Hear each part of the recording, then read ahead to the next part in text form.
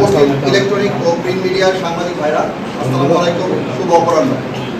আপনারা ইতিমধ্যেই জানেন, আজ 11 এপ্রিল 2026 তারিখ রামু সেক্টরের আওতাধীন 64 বিজিবি টেকনাফ উপজেলার নীলা এলাকায় অভিযান চালিয়ে এ যাবৎকালে বিজিবির সর্ববৃহৎ ইয়াবা চোরাচালান আনুমানিক 25,78,20,000 টাকা মূল্যে 9,59,400 পিস ইয়াবা উদ্ধার করতে সক্ষম হয়।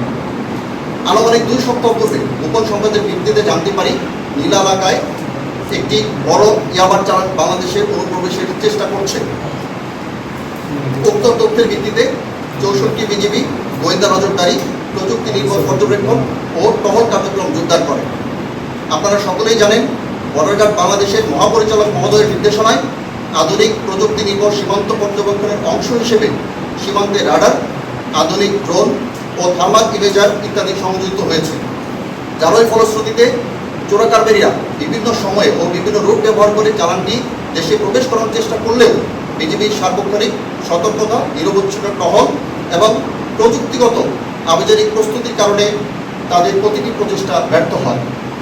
আজ ভোর রাত আনুমানিক 3 ঘটিকায় রাডারের মাধ্যমে নাফ নদী সংলগ্ন টেকনাফ উপজেলার আওতাধীন নীলা বিওপির দায়িত্বপূর্ণ এলাকা অবরাক পোস্ট এলাকায় নাফ নদী মিয়ানমার দিক হতে বাংলাদেশের দিকে আসার সন্দেহজনক একটি গতিবিধি শনাক্ত করা হয়।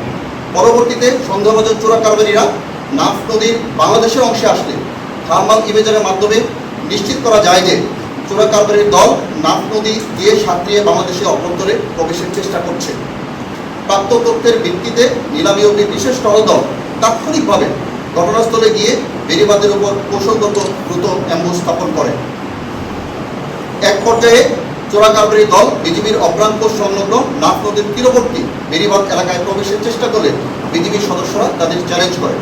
বিজিবির উপস্থিতি টের পেয়ে চোরাকারবারীরা সঙ্গে থাকা মাদক দ্রব্য ফেলে নাফ নদীতে ঝাঁপ দিয়ে সাঁতরিয়ে মিয়ানমার অভ্যন্তরে পালিয়ে যায়। পরবর্তীতে বিজিবির সদস্যরা ঘটনাস্থলে ব্যাপক তল্লাশি চালিয়ে মোট 13টি পোটলা ইয়াবা উদ্ধার করে। পোটলাগুলো খুলে মোট 8,59,400 পিস ইয়াবা পাওয়া যায়। উদ্ধারকৃত মাদকের বিষয়ে আইনগত কার্যক্রম প্রক্রিয়াধীন রয়েছে। একই সঙ্গে এই চালানের সঙ্গে জড়িত অন্যান্য ব্যক্তিদের শনাক্ত করতে অন্যান্য আইন শৃঙ্খলা রক্ষাকারী বাহিনীর সাথে সমন্বয় সহ বিজিবির নিজস্ব গোয়েন্দা নজরদারি এবং অনুসন্ধান কার্যক্রম অব্যাহত রয়েছে। এছাড়াও আজ আনুমানিক 1300 ঘটিকায় রামু সেক্টরের আওতাধীন রামু ব্যাটালিয়ন তথা 30 বিজিবির আওতাধীন রামু উপজেলার খুনিয়াপালক ইউনিয়নের তোলাবাগান এলাকা হতে আরও 2 লক্ষ পিস ইয়াবা উদ্ধার করা হয়। রামু সেক্টর আজ 31,78,20,000 টাকা মূল্যের সর্বমোট 10,59,400 পিস ইয়াবা উদ্ধার করে, যা একদিনে এই যাবৎকালে বিজিবির উদ্ধারকৃত ইয়াবার মধ্যে সর্বোচ্চ। এছাড়াও বাংলাদেশ সরকারের নির্দেশ অনুযায়ী জ্বালানি ও ভোজ্য তেল এবং সার পাচার রোধে বিজিবির প্রচেষ্টা অব্যাহত রয়েছে।